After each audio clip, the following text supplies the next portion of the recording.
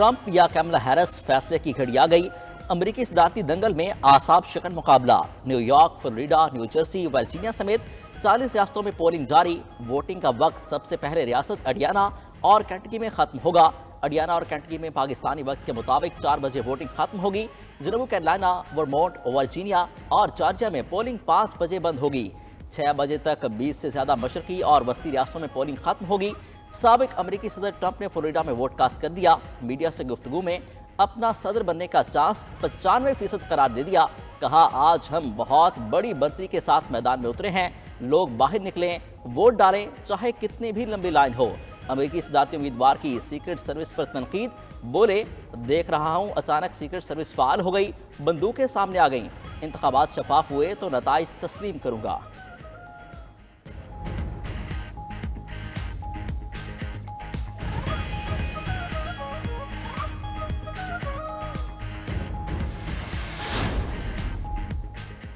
मुझे पूरा यकीन है कि हम जीतेंगे। लोग तकसीम और नफरत की सियासत से तंग आ चुके। डेमोक्रेटिक उम्मीदवार कमला हैरिस का इंतखाबी मुहिम से आखिरी खिताब। कहा, सदर बनी तो दुश्मनी निभाने के बजाय मकासद पर काम करूंगी। अमेरिका एक नई शुरुआत के लिए तैयार है। इलेक्शन नफरत अंगेज सियासत तब्दील करने का मौका है। अमेरिका में अब नई नस्ल की क़यादत का वक्त आ चुका। अमेरिकी मीडिया के मुताबिक कमला हैरिस और जो बाइडन अर्ली वोटिंग में अपना वोट डाल चुके। साबिक अमेरिकी सदर बराक ओबामा की एक बार फिर कमला हैरिस के हक में ट्वीट। एक्स पर पैगाम में लिखा, मुट्ठी भर वोट भी फातह का फैसला कर सकते हैं।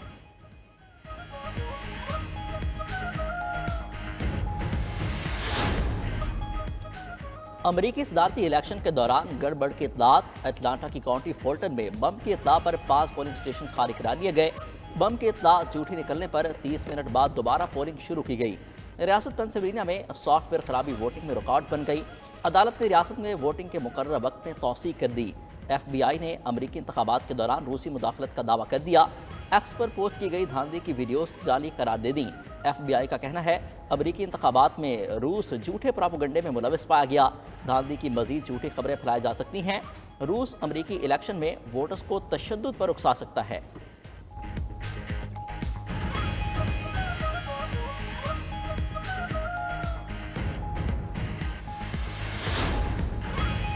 वाशिंगटन में कैपिटल विजिटर सेंटर से मुश्तबा शख्स गिरफ्तार। अमेरिकी मीडिया के मुताबिक मुश्तबा शख्स के पास फ्लेयर गन और टॉर्च थी। मुश्तबा शख्स के पास 2 पेट्रोल कंटेनर्स भी थे। अमेरिका में पुरतशद्दुद मुजाहिरों का खौफ। दारुल हुकूमत वाशिंगटन की सिक्योरिटी इंतहाई सख्त कर दी गई।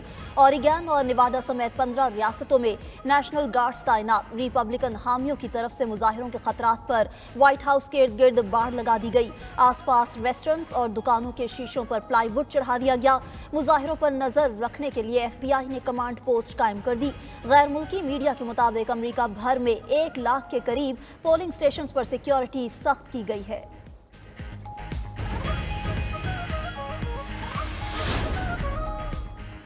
पाकिस्तानी नयाद अमेरिकी शहरी भी इलेक्शन की मैराथन में शामिल। डेमोक्रेट की टिकट पर टेक्सास से सलेमान लालानी और सलमान भोजानी की पोजीशन मजबूत। मिशिगन से डेमोक्रेट के टिकट पर आयशा फारूकी, न्यूयॉर्क से रिपब्लिकन टिकट पर आमिर सुल्तान उम्मीदवार हैं। पेंसिल्वेनिया से मरियम सबी और इरान बशीर ने भी मुकाबले में शामिल। फोर्ट बेंड काउंटी में रिपब्लिकन उम्मीदवार अली शेखानी भी जीत के लिए ख्वाहिशमंद। अमेरिकी इंतखाबात में मुस्लिम वोटर्स की बड़ी तादाद हक की रायदही इस्तेमाल कर रही है।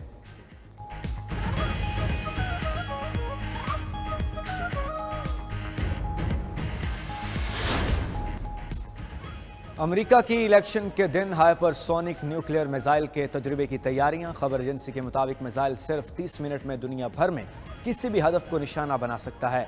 हाइपरसोनिक न्यूक्लियर मिसाइल का तजुर्बा चंद घंटों बाद किया जाएगा। हाइपरसोनिक न्यूक्लियर मिसाइल 4200 किलोमीटर का सफर 22 मिनट में तय करेगा। हाइपरसोनिक न्यूक्लियर मिसाइल की रफ्तार 15000 किलोमीटर फी घंटा है।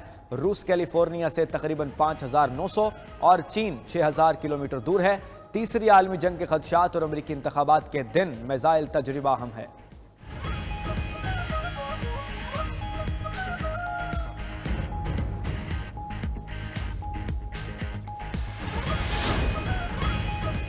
अमेरिकी इलेक्शन पर 92 न्यूज की नॉन स्टॉप खुसूसी कवरेज। न्यूयॉर्क, शिकागो, ह्यूस्टन समेत अमेरिका भर में रिपोर्टर्स का जाल बिछा दिया। अमेरिकी सदारती इलेक्शन की ताज़ा तरीन सूरत हाल देखिए सिर्फ 92 न्यूज पर। डेमोक्रेटिक और रिपब्लिकन रहनुमाओं के अलावा साबिक सफीरों के जानिए पुरमार्क्स तजिए, नामवर तजियाकारों के बेलाग तबसरे भी हैं। सबसे बड़ी ट्रांसमिशन का हिस्सा 92 न्यूज़ हर लम्हा बदलती सूरत हाल से रख रहा है अपने नाज़रीन को बाखबर।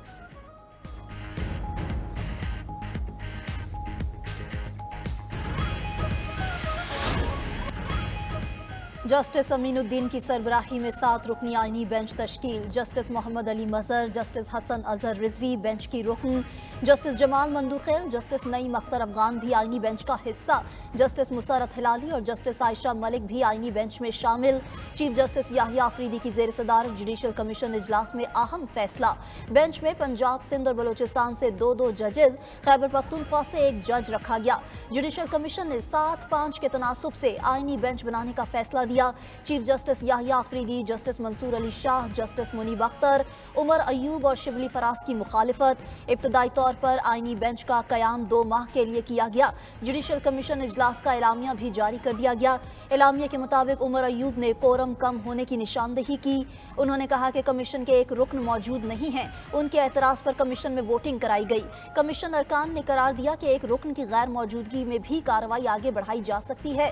जुडिशल कमीशन की कार्रवाई आइन के मुताबिक है। जुडिशल कमीशन ने सेक्रेटेरिएट के कयाम और रूल्स बनाने का इख्तियार चेयरमैन को दे दिया। जुडिशल कमीशन के अगले इजलास में सिंध हाई कोर्ट के आईनी बेंचेस के लिए जजेस नामजद किए जाएंगे।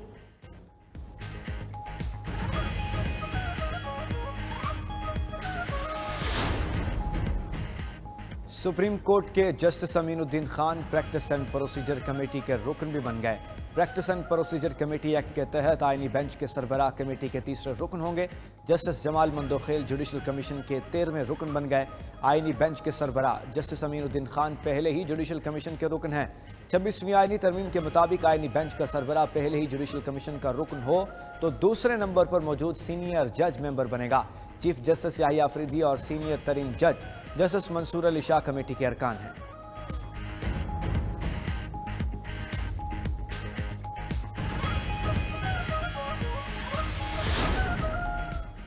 जस्टिस मंसूर अली शाह और जस्टिस मुनीब अख्तर का चीफ जस्टिस याहिया अफरीदी को खत। 26वीं आईनी तरमीम के खिलाफ दरख्वास्तों पर फुल कोर्ट बेंच बनाने का मुतालबा कर दिया। दोनों जजेस ने खत में लिखा, प्रैक्टिस एंड प्रोसीजर कमेटी की 31 अक्टूबर को मीटिंग हुई थी। फैसला हुआ था 26वीं आईनी तरमीम का केस 4 नवंबर को फुल कोर्ट सुनेगी, मगर अभी तक कॉज लिस्ट जारी नहीं हुई। कमेटी के फैसले पर अमल करते हुए रवा हफ्ते ही दरख्वास्तें फुल कोर्ट में लगाई जानी चाहिए। उधर 31 अक्टूबर की प्रैक्टिस एंड प्रोसीजर कमेटी की मीटिंग के मिनट्स भी मंजर-ए-आम पर आ गए। मिनट्स के मुताबिक चीफ जस्टिस याहिया अफरीदी के बगैर जजिस मीटिंग हुई। जस्टिस मंसूर अली शाह और जस्टिस मुनीब अख्तर भी शरीक हुए। अक्सरियत की बुनियाद पर 26वीं आईनी तरमीम के खिलाफ दरख्वास्त 4 नवंबर को फुल कोर्ट में लगाने का फैसला हुआ।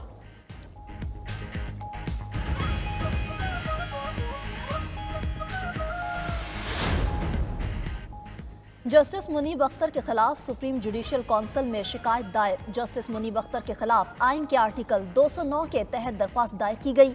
मतन के मुताबिक जस्टिस मुनीब अपने कॉन्डक्ट से अदलिया बिलखसूस सुप्रीम कोर्ट को नुकसान पहुंचा रहे हैं। जस्टिस मुनीब अख्तर को इदारे को नुकसान पहुंचाने से रोका जाए।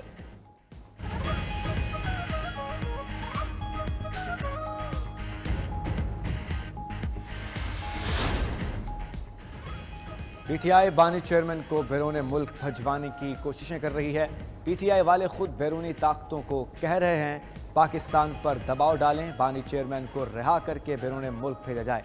वज़ीर दिफा ख्वाजा आसिफ का दावा, कहते हैं बाज़ मुल्क बानी पीटीआई को लेने को तैयार भी हैं।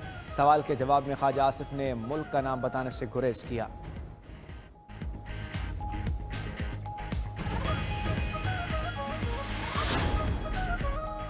वज़ीर आज़म शहबाज शरीफ ने इस्लामाबाद में 2 मनसूबों का संग बुनियाद रख दिया। तकरीब से खिताब में वज़ीर आज़म ने कहा, F9 और सरीना चौक पर 2 मनसूबों का संग बुनियाद रखा है। जो मनसूबा 6 माह में मुकम्मल होना था वो 3 माह में मुकम्मल हो जाएगा। सरीना चौक का मनसूबा 60 दिनों में मुकम्मल हो जाएगा। SCO कॉन्फ्रेंस के कामयाब इनेकाद के लिए बेहतरीन काम किया गया। ये मनसूबे इस्लामाबाद की तरक्की का आगाज़ है। वज़ीर आज़म शहबाज शरीफ की ज़ेर सदारत वफाकी काबीना का इजलास भी हुआ। काबीना ने हज पॉलिसी बराए 2025 मंजूर कर ली। आइंदा साल 1,79,210 आज़मीन हज की सादत हासिल करेंगे। हज पैकेज 10,65,000 से 10,75,000 रुपये के दरमियान होगा। हुकूमत और निजी शोबे में कोटा 50-50 तकसीम होगा।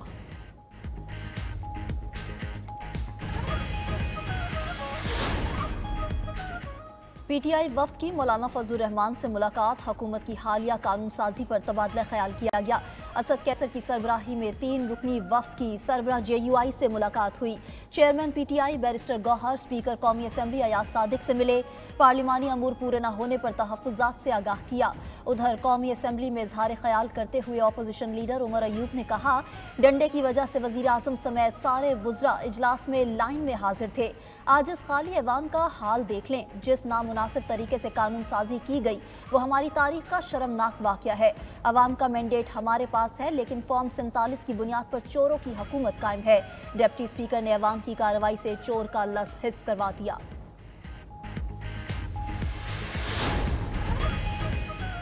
लाहौर में शदीद स्मोक, जान के लिए बन गया रोक। सूबाई दारुल हुकूमत और गिरदोनवा में जहरीली स्मोक का राज बरकरार। आलूदा तरीन शहरों में लाहौर आज फिर सरे फहरिस्त। एयर क्वालिटी इंडेक्स 562 रिकॉर्ड किया गया। जहरीले धुएं के बाद सांस लेना मुहाल, आंखों में भी जलन। तिबी माहिरीन का शहरियों को मास्क का इस्तेमाल लाजमी करने का मशवरा। डॉक्टर्स ने स्मोक को सांस के मरीजों के लिए बड़ा रिस्क करार दे दिया। घरों से गैर जरूरी बाहर ना निकलने की भी हिदायत। इंटरनेशनल क्रिकेट काउंसिल ने अक्टूबर के लिए बेहतरीन खिलाड़ियों को नामजद कर दिया। Men's player of the month में पाकिस्तानी स्पिनर नुमान अली को नामजद किया गया। नुमान अली ने इंग्लैंड के खिलाफ आखिरी 2 टेस्ट मैचेस में 20 विकेटें हासिल की थीं। प्लेयर ऑफ द मंथ के लिए नुमान अली का मुकाबला जनूबी अफ्रीका के रवाडा और न्यूजीलैंड के मिचेल सेंटनर से है।